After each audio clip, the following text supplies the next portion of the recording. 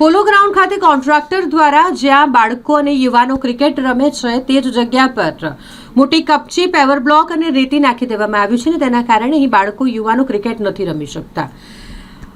પોલો ground ખાતે યુવાનો મોટી સંખ્યામાં ક્રિકેટ રમતા હોય છે અને બાળકો પણ ઘણી વખત ત્યાં ક્રિકેટની રમત રમતા હોય છે, પરંતુ અત્યારે તેઓ નથી રમી શકતા કારણ કે અહીં કોન્ટ્રાક્ટરે રેતી, કપચી અને તમામ જે કન્સ્ટ્રક્શનનો સામાન હોય છે તે મૂકી દીધો છે, જેને લઈને સામાજિક કાર્યકર રાજેશ માળીએ વારંવાર અરજીઓ કરી છે કે અહીં આમ ન કરવામાં આવે, એ સામાન ન મૂકવામાં આવે, તેમ છતાંય કોન્ટ્રાક્ટર દ્વારા મનમાની કરવામાં આવે છે અને બાળકો અને યુવાનો જે ક્રિકેટ રમતા હોય અહીંયા તેમના માટે મુશ્કેલી ઊભી થઈ રહી છે। તેવામાં સામાજિક કાર્યકર રાજેશ માળી દ્વારા આજે મીડિયા સમક્ષ પણ આ અંગે રજૂઆત કરવામાં આવી હતી। તેઓ પોતે ત્યાં પહોંચ્યા હતા અને મીડિયા સમક્ષ જાણકારી આપી હતી કે કઈ રીતે અહીં જે રેતી અને કપચી રાખવામાં આવી છે કોન્ટ્રાક્ટર દ્વારા, તેના કારણે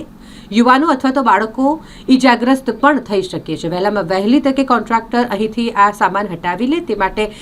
તંત્ર પણ કાર્યવાહી કરે તેવી માંગ સામાજિક કાર્યકરે કરી છે। આ પોલો ગ્રાઉન્ડની અંદર કોન્ટ્રાક્ટરની બેદરકારીના લીધે અઢળક સંખ્યામાં પેવર બ્લોકો, રેતી, કપચી નાખવામાં આવી, જેની 8મા મહિનામાં કમિશનરશ્રીને રજૂઆત કરેલી, કલેક્ટરશ્રીને રજૂઆત કરેલી, વોર્ડમાં રજૂઆત કરેલી અને રોડ પ્રોજેક્ટમાં રજૂઆત કરેલી કે બાળકો માટે જે રમવાનું ગ્રાઉન્ડ છે એ તાત્કાલિક ધોરણના પેવર બ્લોકો અને જે રેતી નાખવાનું છે એ તમામ પ્રકારની જે મટીરિયલ છે એ તાત્કાલિક ઉઠાવવામાં આવે ને આ એક ગોડાઉન બનાવી દેવામાં આવ્યું છે, કેમ કે ટ્રાવેલ્સોની ગાડીઓ પડી છે, ફ્રૂટોની ગાડીઓ આવે છે, લોકો ક્રિકેટ રમવા આવે છે, નાના નાના બાળકો આવે છે, જો આગળ કોઈપણ પ્રકારનો ઈજા થાય કે કોઈપણ દુર્ઘટના ઘટી તો તમામ પ્રકારની જવાબદારી જે તે અધિકારીઓની રહેશે, કારણ કે અમે લેખિતમાં રજૂઆત કરવા છતાં પણ 4 મહિના થઈ ગયા, કોઈપણ પ્રકારનું એક્શન લેવામાં નથી આવ્યું, તો અમે સખતમાં સખત આનો વિરોધ કરીએ છીએ અને આવનાર સમયની અંદર જો ઉગ્રમાં ઉગ્ર વિરોધ કરવાનો થશે તો પણ અમે વિરોધ કરીશું।